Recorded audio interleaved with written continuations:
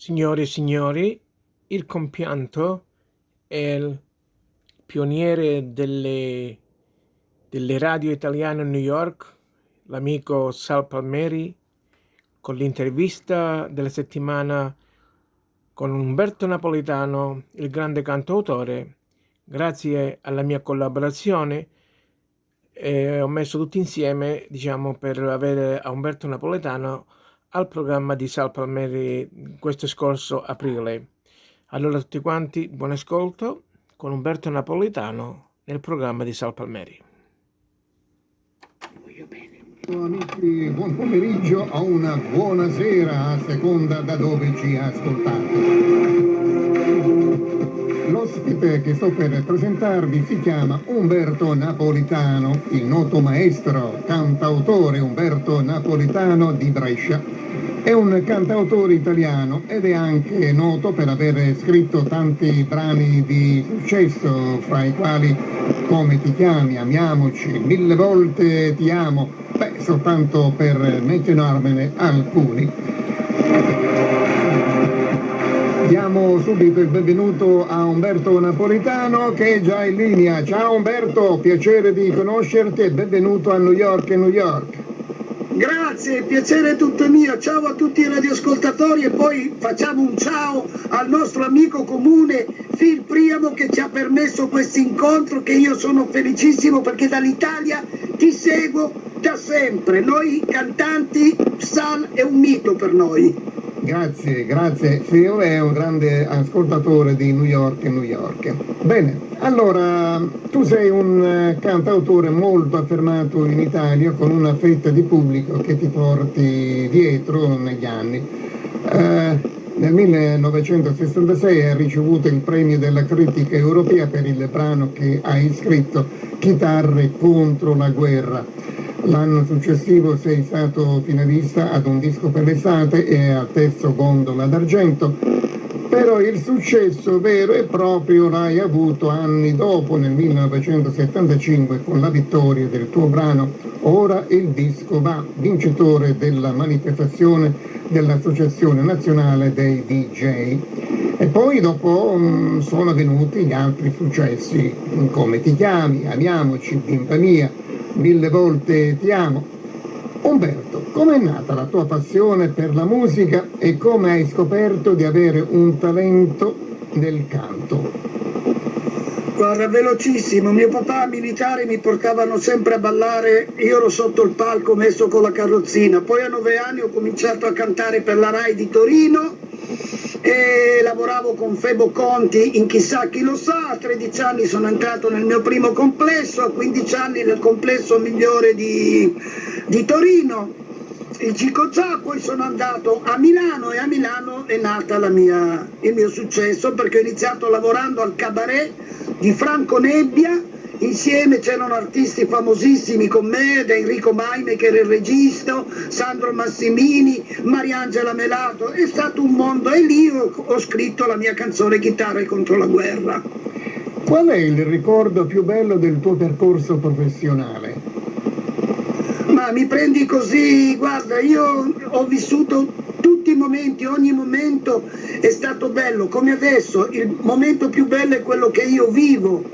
E più bello sarà ancora quello proiettato al domani. Ho vissuto tante emozioni perché ho girato tutte le radio libere d'Italia per affermarmi, perché io ero un po' un ribelle, per cui non accettavo compromessi politici, niente, quindi giravo spettacoli, radio libere, negozi. È stata una vita intensissima, una vita che amo, che mi è piaciuta, ho conosciuto tanti posti, sono venuto anche in America con Modugno. Insomma, ho vissuto tantissime esperienze. E negli anni hai firmato come autore numerosi brani per altri artisti, Caterina Caselli per Sonny and Cher, Loredana Bertè, Mia Martini, Rita Pavone, I Nomadi, Rosanna Fratello, Dori Ghezzi, I Ricchi e Poveri, I Nuovi Angeli e tanti altri ancora. Ecco, Umberto, volevo chiederti quali sono i tuoi punti di riferimento musicale e dove trovi l'ispirazione per le tue canzoni?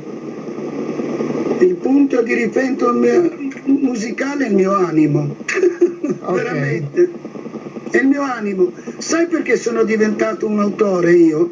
Perché non riuscivo a cantare le canzoni, non ero capace di cantarle precise, e allora ho cominciato a scrivermele fin da ragazzino, e il mio animo è sempre stato l'ispiratore. Al Festival di Sanremo 1981 hai partecipato con la canzone Mille volte ti amo, un brano di grande successo anche qui a New York. Che ricordi hai di quella partecipazione televisiva al festival?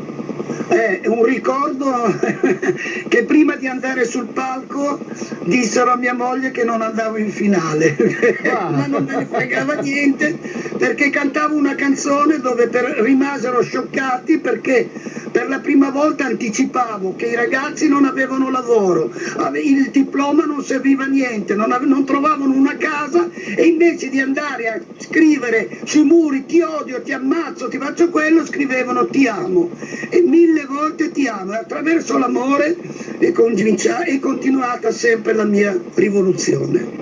Cosa pensi dell'evoluzione della musica italiana? Credi che la musica sia migliorata o peggiorata con l'era digitale? Guarda, l'era digitale è una realtà.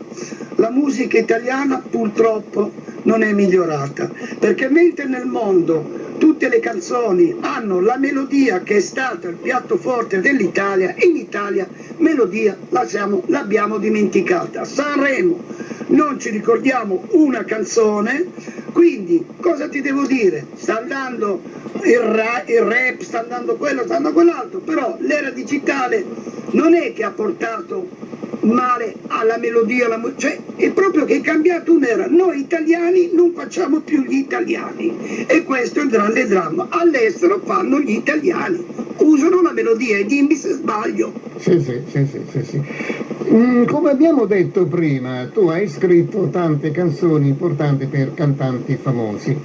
Ce n'è una a cui sei legato e che ti rappresenta in modo particolare? È Il cammino di ogni speranza, quella che è stata cantata a Sanremo nel 1967, dove io davo già l'addio al sogno della rivoluzione. Avevo capito che non sarebbe cambiato niente, e dicevo che purtroppo il cammino di ogni speranza si ferma un momento e poi se ne va, la tua voce già vola nel vento, non è che è un ricordo che non tornerà, ma io la speranza non l'ho mai persa e mai la perderò. Tu hai partecipato in questi anni al Festival di Sanremo e in tante altre manifestazioni canore, inclusi il Festival Bar e un disco per l'estate. Quali sono state le esperienze che ti hanno maggiormente formato? Ma guarda, le esperienze tutte, perché io ogni volta che partecipavo lo vivevo con gioia. Ho avuto sempre dei problemi, che sono arrivato mai primo, secondo, terzo, però ero sempre lì, perché purtroppo non ho rispettato la mia carriera, perché in una carriera forse penso che se avessi accettato qualche piccolo compromesso forse avrei potuto dire di più, però in queste cose ero peggio di un talebano. Sono nato in una caserma, mio papà mi ha tirato su con dei valori e io a quei valori non ho saputo mai rinunciare. Questa è la realtà. Prima di salutarci, brevemente, puoi dirci la tua opinione sull'ultima edizione del Festival di Sanremo? Guarda, la mia opinione è che al Festival di Sanremo non si dovrebbe fare politica.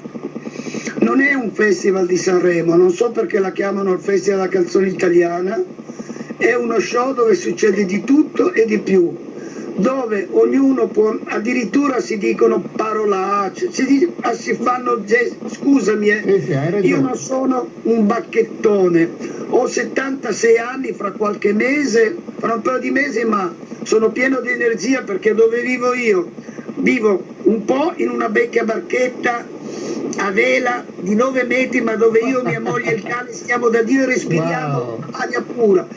A 19 chilometri abbiamo una casa fra i boschi in mezzo a montagna e respiriamo aria pura. Quindi noi amiamo le cose, purtroppo questo Festival di Sanremo non sono riuscito a seguirlo, perché quando ho visto quelle scene non sono un bacchettone, però in ogni cosa c'è un limite e noi i limiti li abbiamo superati, e io lo posso dire senza nessuna paura, perché io quel che devo fare nella vita ho fatto. Quello che verrà di più ringrazio il Signore. E stiamo per concludere. Umberto, tornerai a scrivere qualche altra canzone contro la guerra? Guarda, io ho scritto qualcosa di più che contro la guerra. Io posso dirti velocemente, ho cambiato, uscirò come, c'è un progetto, uscirò come Capitan U di Umberto 1947 nei social. Parlerò solo di cose belle, di cose buone. La mia canzone Chitarre contro la guerra andava bene 60 anni fa e va bene anche adesso, vuol dire che va male perché non è cambiato niente. Ecco, io ho fatto un messaggio che se tu lo mandi mi farà molto piacere potessi concludere con questo, dove io dico che ci sono state tantissime guerre, le elenco tutte, ma che cosa è cambiato? Niente, perché nessuna guerra mai porterà alla pace. E allora noi dobbiamo cercare di urlare basta le guerre, e se siamo io una goccia, ma arriva qualcun altro si fa una tazza, arriva qualcun altro si fa un fiume, arriva un fiume si fa un lago, si fa un mare, si fa un oceano, e a quando urliamo basta la pace, vogliamo la pace, può darsi che il mondo qualcuno ci ascolti. È il mio sogno e io con questo sogno ti ringrazio, Sal, e saluto, se ti va bene, tutti i radioascoltatori. Siete tutti gli italiani, sono sempre nel mio cuore. Bene, ringraziamo vivamente Umberto Napolitano per la sua grande disponibilità e per aver accettato di fare 4 chiacchiere con noi di Radio Amica, e gli auguriamo ancora un grande in bocca al lupo affinché la sua carriera prosegua a gonfie vele. Tanti auguri Umberto. Grazie, un bacio enorme. L'operaio in officina, il muratore nel cantiere, noi sulle piazze dai facciamoci valere, portiamo tra la gente il pensiero della pace, il pensiero di una vita che serva a qualche cosa, e tutti uniti con le chitarre, le nostre chitarre contro la guerra, tutti uniti con le chitarre, le nostre chitarre contro la guerra, contro la guerra. È più di 50 anni che canto questa canzone e non è cambiato niente. Abbiamo avuto tante guerre, la guerra nel Vietnam, la guerra in Afghanistan, la guerra nel Kosovo, la guerra in Iraq, la guerra in Siria, la guerra in Ucraina. Ma quante guerre ci devono ancora essere? È arrivato il momento di unirci tutti insieme in un solo urlo. Basta! Basta! La guerra non porta alla pace!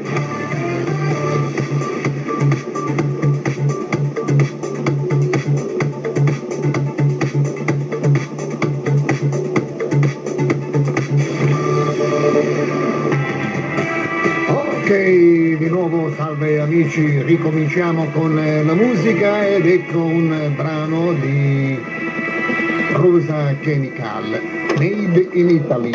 Eccolo qua.